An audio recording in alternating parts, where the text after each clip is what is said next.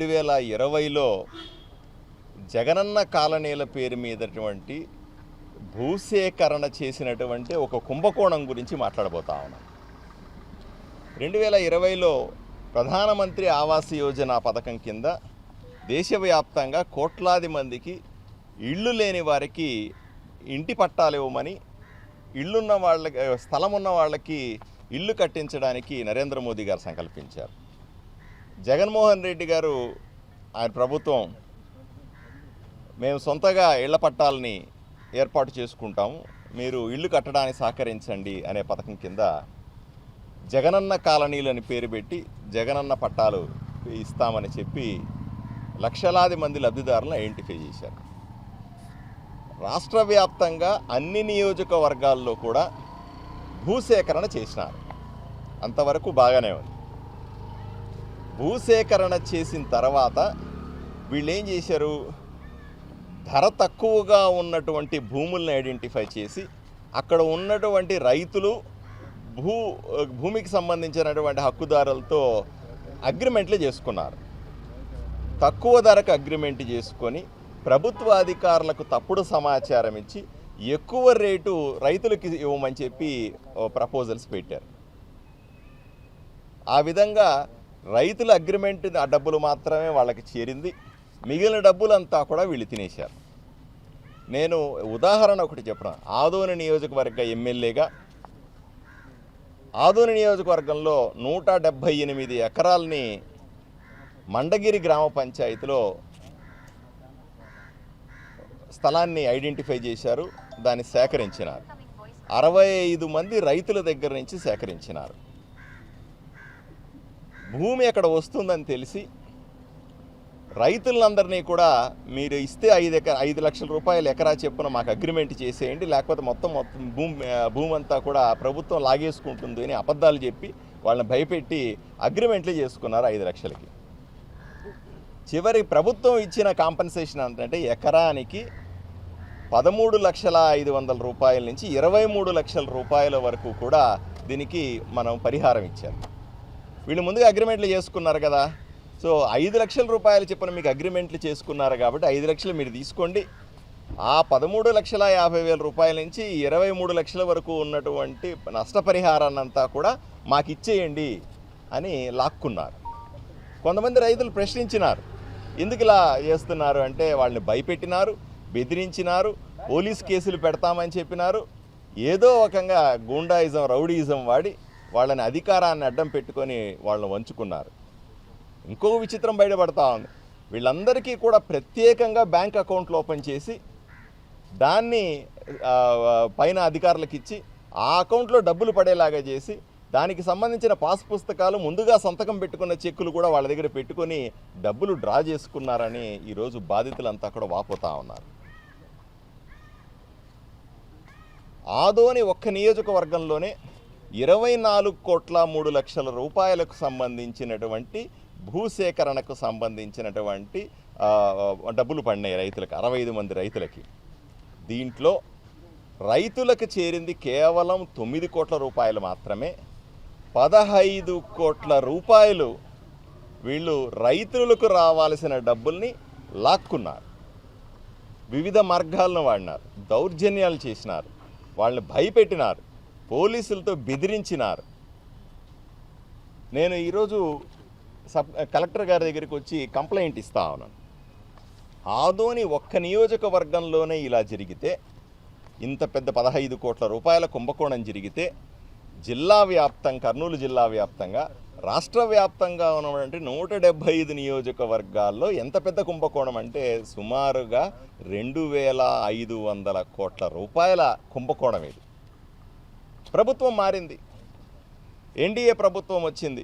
గౌరవ ముఖ్యమంత్రి చంద్రబాబు నాయుడు గారైనా, గౌరవ ఉప ముఖ్యమంత్రి పవన్ కళ్యాణ్ గారి మీదైనా అపారమైన నమ్మకంతో రైతులు, ప్రజలు ఎదురు చూస్తూ ఉన్నారు.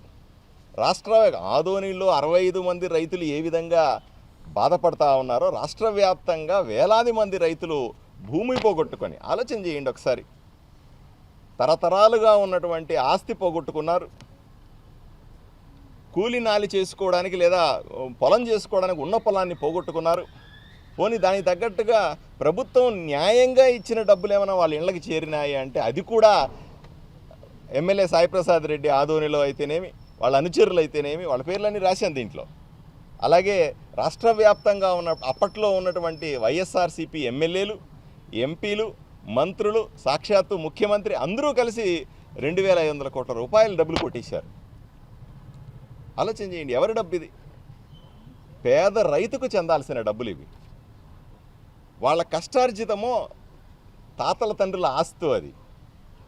వాళ్ళకి న్యాయం చేయాల్సిన అవసరం ఎన్డీఏ ప్రభుత్వం మీద ఉంది. నేను అందువల్లే కలెక్టర్ గారికి ఇచ్చాను, మళ్ళీ పోయి ముఖ్యమంత్రి గారికి కూడా మరింత విశదీకరిస్తాను. అన్యాయం అయిపోయినటువంటి వేలాది మంది రైతులకు రాష్ట్ర వ్యాప్తంగా, ముఖ్యంగా నేను ఎమ్మెల్యేగా ఉన్న ఆదోనిలో ఉన్నటువంటి 65 మంది రైతులు ఎవరైతే ఉన్నారో, కోట్లాది రూపాయలు పోగొట్టుకున్నారో వాళ్లకు న్యాయం చేయాల్సిన అవసరం ఉంది. వాళ్ళకి డబ్బులు ఇప్పించాల్సిన అవసరం, ప్రభుత్వం దగ్గర నుంచి ఎంత డబ్బులు వెళ్ళినాయో అది చేర్చాల్సిన అవసరం ఉంది. ఎవరైతే ఈ కుట్రకు పాల్గొన్నారో ఆ వైఎస్ఆర్సీపీ ఎమ్మెల్యేలందరూ కూడాను, ఎంపీలందరూ కూడాను, మంత్రులందరూ కూడాను, జగన్మోహన్ రెడ్డి గారు ముఖ్యమంత్రిగా దీనికి బాధ్యత వహించాలి. ఆదోనికి వచ్చేసరికి సాయిప్రసాద్ రెడ్డి అప్పటి ఎమ్మెల్యే, ఆయన కుమారుడు, ఆయనకు సంబంధించినటువంటి సుమారుగా 40 మంది వైఎస్ఆర్సీపీ నాయకులు ఊర్ల మీద పడి రైతుల దగ్గర నుంచి భూమిని అగ్రిమెంట్లు చేసుకొని డబ్బు దోచుకున్నారు. వీళ్ళందరి మీద కూడా చట్టపరమైనటువంటి చర్యలు తీసుకోవాలి, వీళ్ళని శిక్షించాలి. రైతుల డబ్బులు కొట్టేసిన వాళ్ళని శిక్షించాలి కదా. అదేవిధంగా ఉట్టి శిక్షిస్తే లాభం ఏంటి? రైతులకు రావాల్సిన డబ్బులు ఇప్పించాలి కదా. దీని మీద న్యాయ విచారణ చేయమని జిల్లా మెజిస్ట్రేటు కలెక్టర్ గారిని విన్నవించడానికి ఈరోజు నేను కలెక్టర్ ఆఫీస్కి వచ్చాను. ఈరోజు కలెక్టర్ గారికి ఈ రిప్రజెంటేషన్ కూడా నేను ఇచ్చాను. ఇది ఇంతటితో ఆగదు, నేను కలెక్టర్ గారికి సమయం కూడా ఇస్తాం. కలెక్టర్ గారు విచారణ చేయాలి. ఎందుకంటే ఈరోజు ఇంతకాలం చాలామంది అడుగుతారు, ఇంతకాలం రైతులు ఎందుకు బయటికి రాలేదు? భయం వాళ్ళకి. అప్పుడంతా కూడా రౌడీలను పెట్టి, గూండాలను పెట్టి, పోలీసు కేసులు పెడతామని చెప్పి బెదిరించి ఇన్ని రోజులు వాళ్ళని అణిచేశారు. వాళ్ళకి ధైర్యం ఇవ్వాల్సిన అవసరం ఉంది మనమంతా కూడా. వాళ్లకు అయ్యా మీ పోయిన డబ్బులు మేము ఇప్పిస్తాం, మేము రైతుల వైపున ఉండేటువంటి ప్రభుత్వం మాది, మేమంతా కలిసి మీకు డబ్బులు ఇప్పిస్తాం, మీరు ధైర్యంగా ఉండండి, మీకు ఎంత న్యాయం జరిగిందో వచ్చి కంప్లైంట్ చేయమంటే అందరూ వస్తారు. ఆదోనిలో 65 మంది రైతులు వస్తారు, జిల్లా వ్యాప్తంగా ఉన్నటువంటి 300-400 మంది రైతులు వస్తారు, రాష్ట్ర వ్యాప్తంగా ఉన్నటువంటి వేలాది మంది రైతులు వాళ్ళకి జరిగిన అన్యాయాన్ని చెప్పుకోవడానికి ముందుకు వస్తారు. అటువంటి పరిస్థితులు కల్పించాల్సిన బాధ్యత కూడా కర్నూలులో కలెక్టర్ గారిది, ఎస్పీ గారిది. అలాగే రాష్ట్ర వ్యాప్తంగా మనం ఆ రకమైన పరిస్థితిని కల్పించగలిగితే తప్పనిసరిగా రైతులకు మంచి చేసిన వాళ్ళం అవుతాం. రైతు ప్రభుత్వం మనం ఏదో చెప్పుకుంటామో, న్యాయం చేయగలిగే ప్రభుత్వం ఏదో చెప్పుకుంటామో అది నిజం చేయడానికి ఇది మొదటి అడుగుగా నేను భావిస్తూ ఈ రిప్రజెంటేషన్ని కలెక్టర్ గారికి ఇచ్చాను.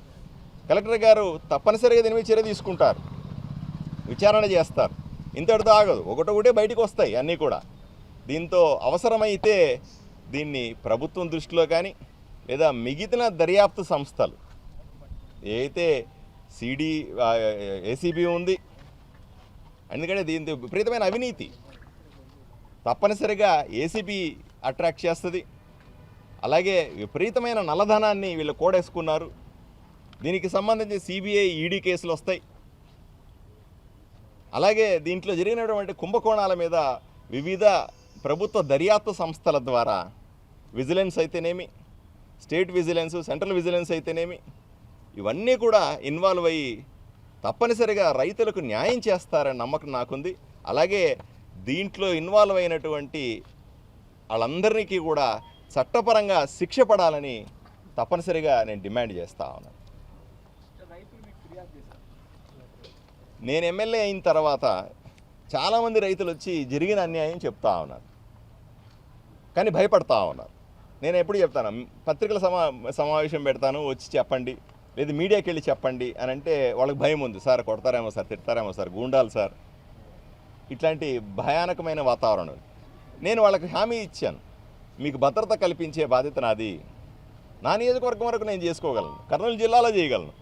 రాష్ట్రమంతా చేయించాల్సిన బాధ్యత ప్రభుత్వానిది లేదా పోలీసు అధికారులది.